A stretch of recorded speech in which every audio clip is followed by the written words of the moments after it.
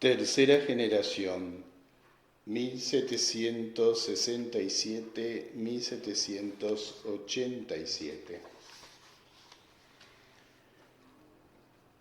El siglo XVIII, expulsión de los jesuitas, las Malvinas y el virreinato. Al morir Carlos II sin descendencia, se ciñó la corona Felipe V, que era duque de Anjou, y pertenecía a la dinastía de los Borbones, de la cual no saldrían buenos reyes para España. Su ascensión al trono dio lugar a la Guerra de Sucesión, 1702-1713, que concluiría con el Tratado de Utrecht, muy desfavorable a los españoles. En virtud del mismo, Portugal obtiene la colonia del Sacramento. Inglaterra, además de quedarse con Gibraltar, logra ventajas comerciales que tendrían fuerte influencia en el Río de la Plata. Entre 1721 y 1734, años en que se erige nuestra provincia dominicana de San Agustín, ocurrieron graves sucesos en Asunción, donde el vecindario se ha opuesto a las autoridades designadas por el virrey del Perú, eligiéndolas por sí, dando lugar al gobierno comunero, vale decir del común, que tiene antecedentes en una antigua revuelta castellana sofocada a sangre y fuego. También la paraguaya fue finalmente reprimida por el gobernador de Buenos Aires, Bruno Mauricio de Zavala, fundador de Montevideo. Mediante el Tratado de Permuta, 1750, los portugueses se comprometen a entregar la colonia del Sacramento, recibiendo en cambio las misiones jesuíticas establecidas al este del río Uruguay, trueque que les resultaba sumamente ventajoso. Pero indios y jesuitas se resisten, estallando la guerra guaranítica. Los combates se prolongan 3 años y el tratado queda sin efecto. En 1766 reinaba Carlos III, cuarto rey Borbón, afrancesado e imbuido de las ideas iluministas que estaban de moda por entonces, ideas estas que exaltaban las excelencias de la razón humana por encima de todo dogma, veían en la ciencia un camino infalible para lograr el progreso indefinido y, siguiendo el pensamiento de Voltaire, abrigaban un fuerte encono contra la Iglesia, a la que tildaban de retrógrada y oscurantista. Por otra parte, los Borbones eran centralistas y procuraban colocar bajo su control la mayor cantidad posible de actividades políticas, sociales, culturales e incluso religiosas que se desarrollaban en sus dominios. Es natural entonces que recelaran de los jesuitas, ya que ellos, además de contar en sus filas con figuras de gran relieve intelectual, adversas al modo de pensar en boga, poseían un apreciable poder temporal, el cual se manifestaba aquí de manera patente en las numerosas y florecientes reducciones que regían, habiendo conseguido triunfar en la reciente guerra guaranítica, durante cuyo transcurso sus milicias enfrentaron eficazmente a las tropas portuguesas y españolas hasta hacer fracasar el Tratado de Permuta. El 27 de febrero de 1767, Carlos III firma un decreto por el que despoja de sus bienes a la Compañía de Jesús. Gobernaba Buenos Aires Francisco de Paula Bucareli, a quien se encomienda su cumplimiento, que importaba expulsar de estos territorios a los jesuitas. Bucareli actúa rápidamente y a lo largo del mes de julio se apodera de los colegios pertenecientes a la orden, remitiendo a España a los religiosos que enseñaban en esos establecimientos y que no se resistieron. Para ocupar las reducciones, reunió en Buenos Aires a sus caciques y regidores, agasajándolos y procurando ganar su buena disposición.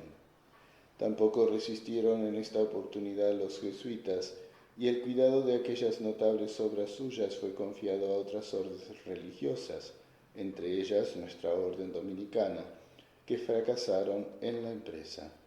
Al poco tiempo, las un día prósperas reducciones estaban sumidas en la anarquía y fueron cayendo en el mayor de los abandonos. Hoy nos admiramos ante sus ruinas, rescatadas de la selva que terminó por invadirlas voraz.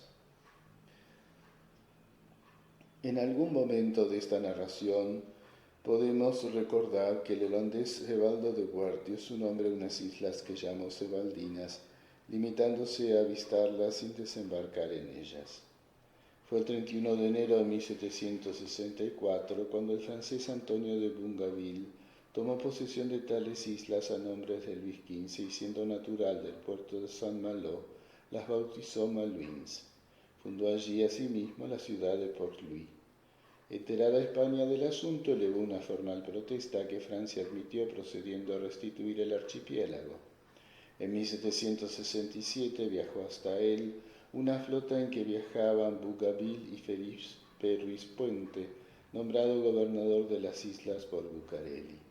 El 1 de abril se arrió la bandera francesa y se hizo la española en Port-Louis, que pasó a llamarse Puerto Soledad.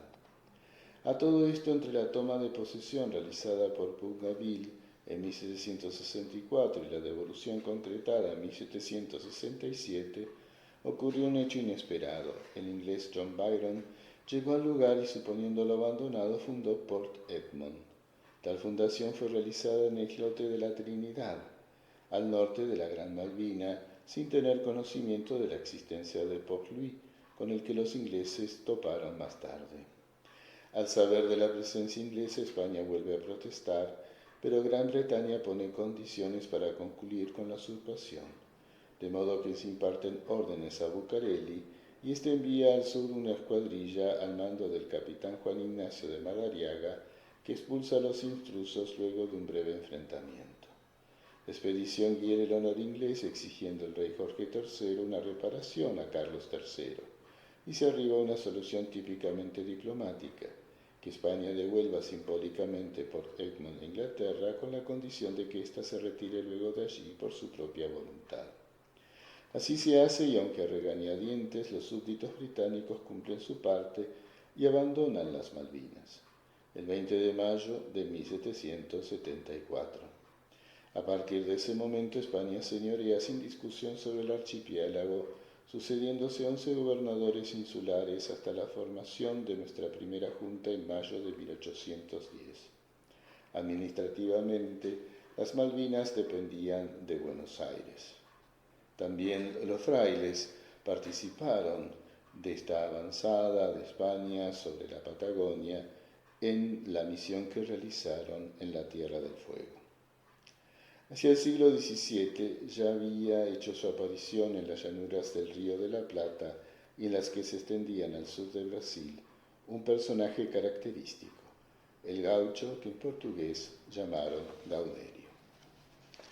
El virreinato del Río de la Plata nace como una respuesta militar a las pretensiones territoriales de Portugal, que cuenta con el apoyo británico, pues por un lado Inglaterra juega en el caso sus propios intereses comerciales y además la política exterior lusitana coincidió tradicionalmente con la inglesa. Los portugueses, en efecto, presionan constantemente sobre las posesiones españolas linderas con el Brasil y ocupan a la sazón colonia. Estamos en 1776 y zarpa de Cádiz una poderosa flota que tiene al frente a don Pedro de Ceballos, teniente general y exgobernador de Buenos Aires, que ha recibido el título de virrey, y viaja con el objeto de poner coto a los avances portugueses en esta zona. Ceballos ocupa Santa Catarina en febrero de 1777 y en junio la colonia del Sacramento, arrasando sus fortificaciones para que no pueda volver a ser utilizadas con fines bélicos. También curiosamente llega a adueñarse más tarde de la isla portuguesa de Fernando Po, frente a las costas africanas de Guinea Ecuatorial, que así integrará el virreinato del Río de la Plata hasta su disolución. El Pacto de San Ildefonso restablece la paz entre España y Portugal. Por otra parte, Inglaterra enfrenta el grave problema que le suscita la rebelión de sus colonias norteamericanas, de modo que aquí se inicia un período apacible. Cumplida su misión, Ceballos retiene solo 8 meses el cargo que se le confiara. En 1778 lo transfiere a su sucesor Juan José de Bertis, nacido en México y que ya había desempeñado antes como gobernador de Buenos Aires, al igual que Ceballos.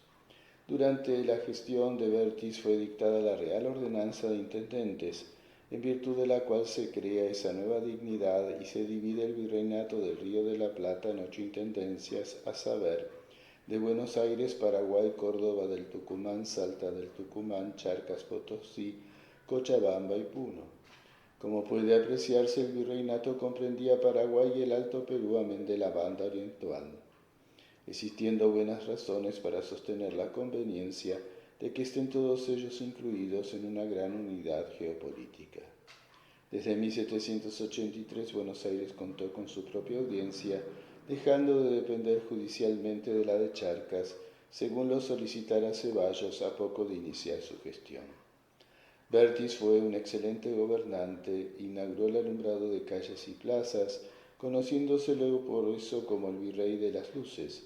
Construyó un teatro, casa de comedias, plantó la Alameda, un paseo junto al río, instaló el protomedicato que habilitaba para el ejercicio de la medicina, erigió la Casa de Niños Expósitos, donde además de cumplir su finalidad de acoger niños abandonados, funcionó la primera imprenta que hubo en Buenos Aires, construida por los jesuitas en Misiones y en ese momento ubicada en Córdoba. Durante la administración de Bertis se levantó un censo que arrojó las cifras siguientes. Para la ciudad porteña, 24.750 habitantes, para su campaña 12.925. Hubo 11 virreyes en el Río de la Plata, incluyendo entre ellos a Olaguer y Liniers interinos, como así también a Cisneros, designado por la Junta Central que desde Sevilla gobernaba a nombre de Fernando VII, preso por Napoleón. Se excluye en cambio a Ruiz Huidobro, nombrado por otra junta que contemporáneamente se había formado en Galicia, también a Elío, ya que nunca llegó a ser pie en Buenos Aires con ese título.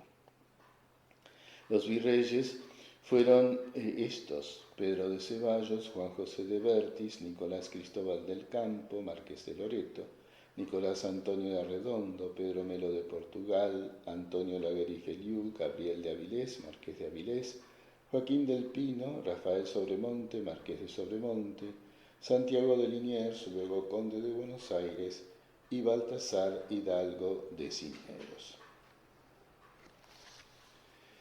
La tercera generación se lanzó a una tarea misionera muy intensa. Asumen las misiones de los jesuitas en la Mesopotamia, luego de su supresión, y las misiones en la Patagonia. Se abre una nueva casa de formación en Asunción y se funda el convento de Tucumán. El pujante imperio británico quería apoderarse de la llave del estuario del Plata en connivencia con Portugal, y también quedó de resalto la voluntad hispánica de resistir esa maniobra, creando el 1 de agosto de 1776 Carlos III el virreinato del Río de la Plata para erigir un antemural defensivo del Atlántico Sur que impidiera la conquista inglesa. Fueron los provinciales de esta tercera generación: Fray Francisco Domingo Cuenca, entre 1767 a 1771. Nacido en 1727 y fallecido en 1798, era maestro, predicador general, hijo del convento de Buenos Aires. Profesó en 1743 y ya era conventual de ese convento en 1751. Fue prior de Santiago del Estero en 1763 y prior de Buenos Aires en 1779. Fallece en Buenos Aires el 1 de febrero de 1798. Las ordenanzas de su provincialato recuerdan las exigencias del cuidado de los lugares de culto, en especial el sagrario, la celebración de la misa y la asistencia al coro sin dispensa. Respecto del apostolado, se debe tomar en cuenta que la expulsión de la compañía exige más atención hacia los fieles en misas y confesiones. Se enseñará los domingos después de completas una parte de la doctrina cristiana. Los formandos saldrán solamente los días fijados, podrán hacerlo especialmente a la chacarita, sin concurrencia de mujeres aunque sean adultas. Tampoco se les permitirá tomar baños en el río de noche. Por su parte, el maestro boxador observa sobre las elecciones del elector del capítulo general, cómo se establecen las cofradías, en especial en las zonas de misión, las relaciones con el gobierno civil, la posibilidad de recibir frailes de España, el orden de precedencia de maestros en teología de los de predicación. No se acepta erigir noviciado en Santa Fe y no se tolerará las transfiliaciones a la provincia de San Lorenzo Mártir. Le seguirá Fray Antonio González entre 1771 a 1775, nacido en 1732 y fallecido en 1793. Fue maestro, calificador del Santo Oficio, examinador sinodal de los obispados de Buenos Aires y Tucumán.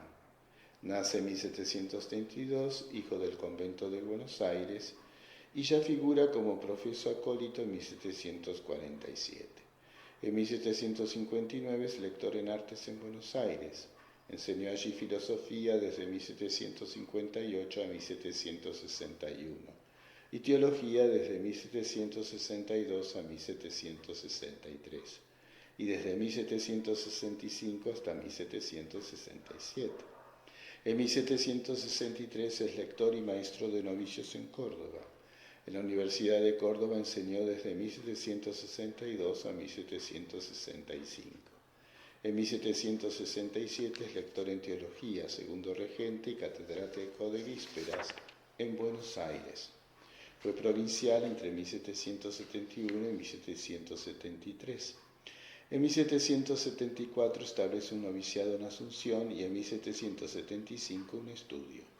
Nuevamente provincial entre 1783 a 1787. Permanece en Buenos Aires después de su provincialato hasta su muerte y fallece allí el 23 de abril de 1793. Las ordenaciones se refieren al cuidado de la liturgia. La teología moral deberá seguir las doctrinas de Natal Alexander y Daniel Concina. Se deberán tratar en las comunidades 3 veces a la semana los casos de conciencia, de formas de defensas en las casas de formación. Condiciones previas para admitir vocaciones, conocimiento del latín, de la gramática, saber de qué familia proceden. Conservar las escuelas de niños, incluidas la formación en la fe y moral. Se rece 3 veces el rosario con el pueblo y no se omitan las procesiones de los primeros domingos de cada mes. El cuidado de la oración mental. Se castigará severamente el hablar mal de los hermanos fuera de las comunidades. Tampoco se pueden enajenar sin permiso los bienes. Se repite la recomendación de los 10 días de ejercicios espirituales al año. Las observaciones del maestro de la orden atañen a la dedicación a los estudios de posgrado, dadas las vacantes a maestros en teología. No se puede reducir a formandos para el sacerdocio a hermanos legos por incapacidad para los estudios.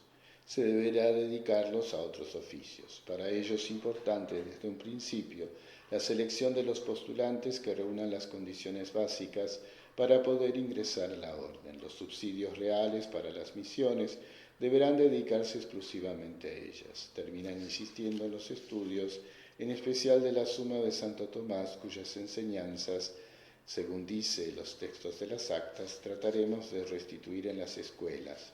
La doctrina del angélico es tan admirable, firme y segura, que según lo afirman los romanos pontífices, con ella se puede purgar el mundo de todos los errores. Le sucederá como provincial Fray José Joaquín Pacheco en el capítulo celebrado en Santa Fe.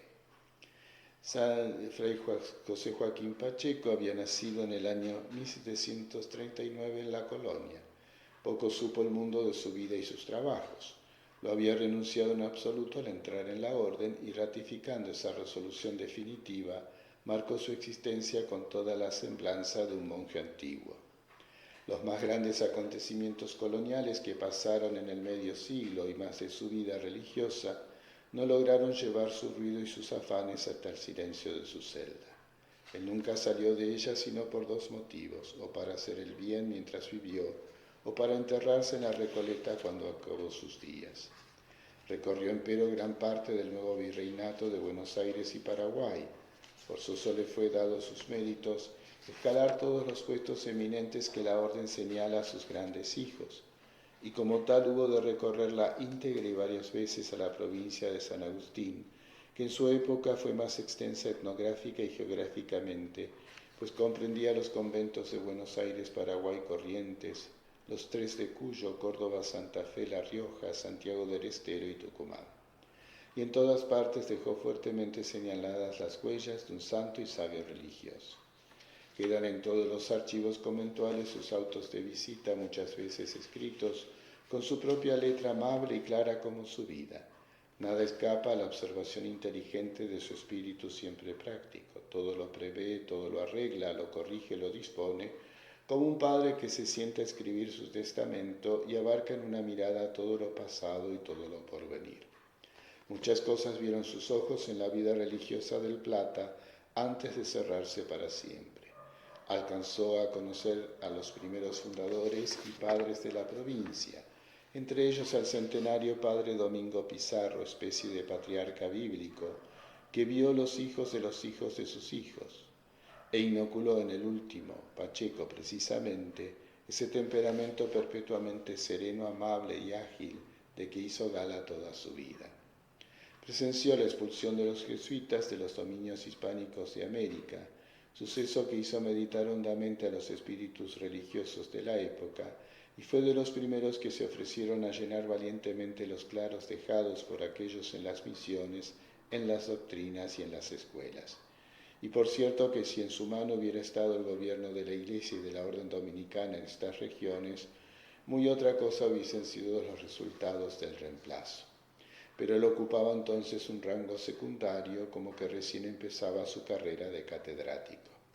Fue comisionado, sin embargo, por un capítulo provincial de Santa Fe para gestionar ante las autoridades de la colonia y ante su majestad el rey de España la adjudicación a la orden del colegio y misiones que tenían los ex jesuitas en los lules de Tucumán. Presenció la partida de los primeros religiosos hermanos suyos que fueron a predicar el Evangelio en la Tierra del Fuego en enero de 1768, abriendo así la ruta que 100 años después seguirían los padres salesianos, y vio confiadas a sus órdenes muchas de las misiones jesuíticas del Uruguay y Paraná. Vio sucederse en el gobierno eclesiástico del Plata los 8 últimos prelados españoles, desde Monseñor Peralta Dominico en 1746 hasta el obispo Lué, fallecido en 1812. Y en el gobierno civil pudo apreciar la gestión administrativa de todos los virreyes y las primeras autoridades patrias. Muchas veces los estrados públicos vieron pasar su silueta humilde y serena, y muchos escritos suyos, llenos todos de ciencia jurídica sólida y levantada, pasaron ante los ojos de los magistrados. En 1775 tomó una parte activa en la defensa de las órdenes religiosas, comenzadas a minar ya por la campaña reformista que inició el Cabildo de Buenos Aires y remató don Bernardino Rivadavia casi medio siglo después, como se ha visto. Ya conocemos el asunto, pero cuadra aquí recordar el episodio que dio ocasión al estallido de sentimientos molestos y desagradables, penosamente contenidos hasta entonces. En agosto de 1774, como todos los años, se celebraba en el templo de Santo Domingo la tradicional fiesta del patrono, a la cual según costumbre asistía el ilustre cabildo, pero he aquí que esta vez llegó un poco tarde de la hora fijada para la función. El superior impaciente había ordenado que empezara nomás esta. Cuando llegó el cabildo, no salió a recibirlo a la puerta del templo y, lo que fue más grave, no se le dio la paz juntamente con el coro. Estos enormes desaires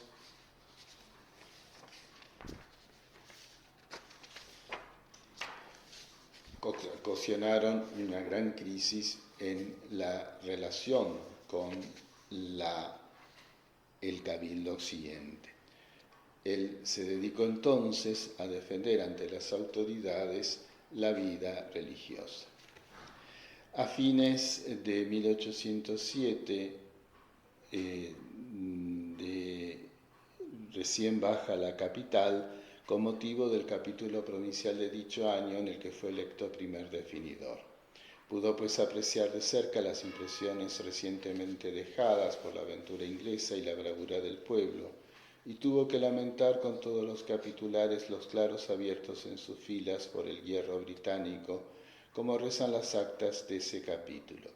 Pero aunque él se hubiera hallado en las dos jornadas famosas, probablemente no hubiera aparecido para nada. No era, por cierto, del temple de un Grela, de un Pedriel o de un Guerra, colegas suyos a quienes inflamó vivamente la chispa del momento. Él era ante todo y sobre todo un religioso de su celda, y cuando más se hubiera limitado desde allí, como otro Santo Domingo en la batalla de Muret, a escuchar el fragor del lejano combate y a pedir a Dios la justicia y la paz. Igual actitud hubiera asumido en los sucesos políticos del año 10 y siguientes que parece lo sorprendieron en Tucumán y Córdoba. Quedan reseñados los trabajos del padre Pacheco en la fundación de los conventos de Lules y San Miguel de Tucumán, a los que consagró las mejores energías de sus años maduros. Es la obra que le ha sobrevivido acompañando su fama de excelente religioso.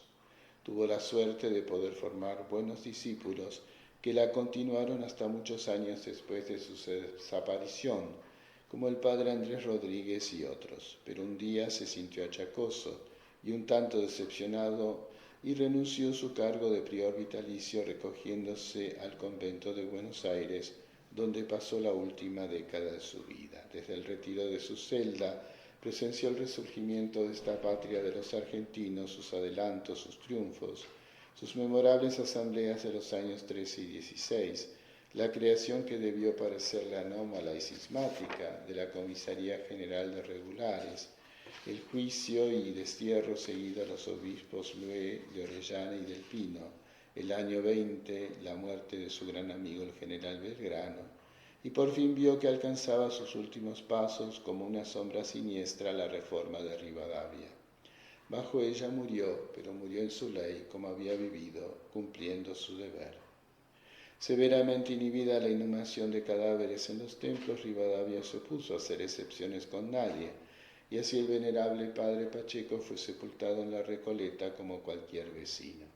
Vino después el cierre del convento como para pensar que la fatalidad de las cosas solo esperaba la desaparición de aquel insigne religioso para barrer con todos los demás.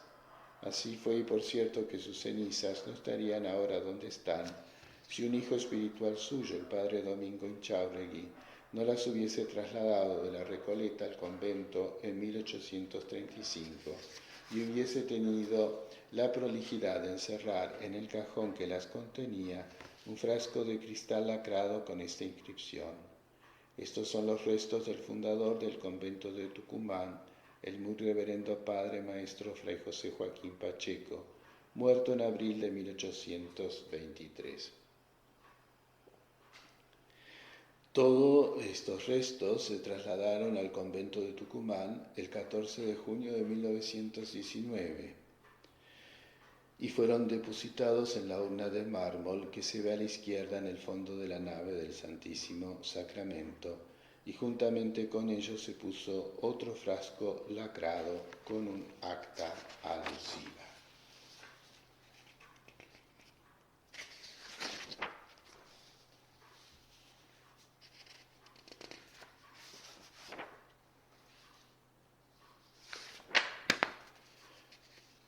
Y así descansaba por fin en el convento que él fundara después de 110 años de ausencia, porque la última vez que allí estuvo fue en 1809. En el archivo histórico de aquel convento, donde hay que admirar y venerar la memoria de este santo varón, todo se halla allí perfectamente ordenado y conservado: trabajos preliminares para la fundación, acuerdos, peticiones, informes, reales cédulas, providencias de cabildos, obispos y gobernadores, fechas, nombres y cosas. Todo fue reseñado y dirigido por la mano sabia, prolija y vigorosa del dignísimo padre Pacheco. Todo lo apuntaba, todo lo escribía, todo lo documentaba, con su letra perpetuamente bella y puesta siempre la mira en los tiempos futuros, como él dice. Disputó y abrió en debida forma todos los libros de un convento en regla, muchos de los cuales se continúan hasta el presente, y si bien no todos fueron seguidos con la prolijidad por él iniciada, tuvieron sin embargo la suerte de ser guardados. La inclemencia de tiempos posteriores, la incuria de los hombres y otras causas inherentes a la condición humana influyen casi siempre en la interrupción de las grandes obras, pero queda el principio de ellas, y él solo basta para rodear la memoria del iniciador de una veneración y respeto perdurables. En la historia de la orden dominicana en nuestro país, Este fundador del convento de Tucumán cobra ciertamente el singular relieve de segundo padre y reconstructor de la provincia.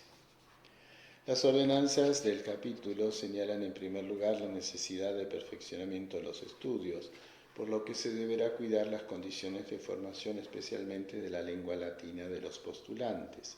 Se indica también la importancia del rezo 3 veces al día con el pueblo del Santo Rosario, con la correspondiente meditación de los misterios.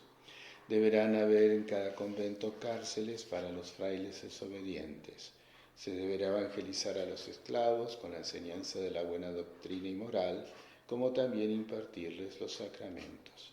Los priores deberán llevar el control en un libro de protocolo de censos, capellanías y otros. En el provincialato del padre Pacheco, la provincia llega a su apogeo en el siglo XVIII. No figuran observaciones del maestro en las actas. Siguió al padre Pacheco, fray Feliciano Suárez y Cabrera, de 1779 a 1783. Fue elegido en Buenos Aires. Fray Feliciano Suárez de Cabrera nació en 1734 y murió en 1806. Fue maestro, es provincial, 1779-1783 y 1791-1795. Hijo de la ciudad de Santa Fe y del convento de Buenos Aires, nace en 1734, profesa en 1749. Terminados sus estudios, enseñó en Buenos Aires 3 años de filosofía, desde 1759 hasta 1762, y teología desde 1762 a 1766. Regente varias veces de las cátedras de Prima y Vísperas, desde 1766 a 1760, enseñó teología en Córdoba. En 1771 es primer regente. En 1775 está en Buenos Aires. Elegido provincial en 1779 hasta 1783. En 1783 está en Santa Fe. En 1787 de nuevo en Buenos Aires. De nuevo elegido provincial en 1791. En 1795, de nuevo en Buenos Aires, pasa a Santa Fe en 1803, donde fallece en junio de 1806. Fiel discípulo del padre Pacheco, continuó su obra preocupándose por los estudios, el culto y las misiones. Durante su segundo provincialato se gestionó la fundación del convento de Catamarca, que se iba a denominar Santa Rosa de Predicadores. En las ordenanzas de los capítulos se insiste en el cuidado del culto y las exigencias en los estudios, especialmente los exámenes de confesores. Fiel a su antecesor, el provincial figura como otra figura destacada de este siglo XVIII. Lo sigue como provincial fray Antonio González, 1783-1787. Fray Antonio González nació en 1732 y fallece en 1793. Fue maestro, calificador del Santo Oficio, examinador sinodal de los obispados de Buenos Aires y Tucumán. Nace en 1732. Hijo del convento de Buenos Aires, profesó acólito en 1747.